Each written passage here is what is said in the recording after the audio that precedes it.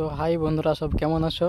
তো আমি মাঠে এসেছি, দেখতে পাচ্ছ সব ধান লাগিয়েছে, সব ধান পুঁতেছে।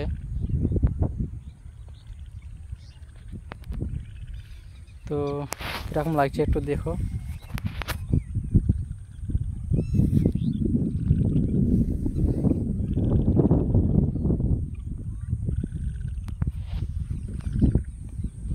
তো এটা হচ্ছে মাঠে এসেছি আমি।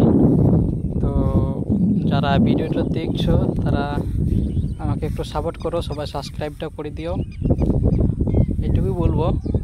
আর তোমাদের গ্রাম লাগে সেটা একটু অবশ্যই বলবে, মানে গ্রামটা ভালো না খারাপ, ঠিক আছে?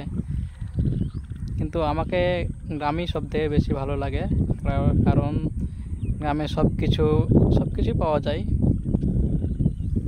তো এটুকুই। তো তোমরা সবাই কেমন আছো সেটা বলো। আশা করছি সবাই ভালো আছো আর ভালো থাকবার চেষ্টা করবা। আর আমাকে একটু সবাই সাপোর্টটা করবা যেন আমি তাড়াতাড়ি সফল হতে পারি, এটুকুই। তো দেখো ভাই, আমাদের গ্রাম চারিদিকে সবুজ, তাই না? তো টাটা।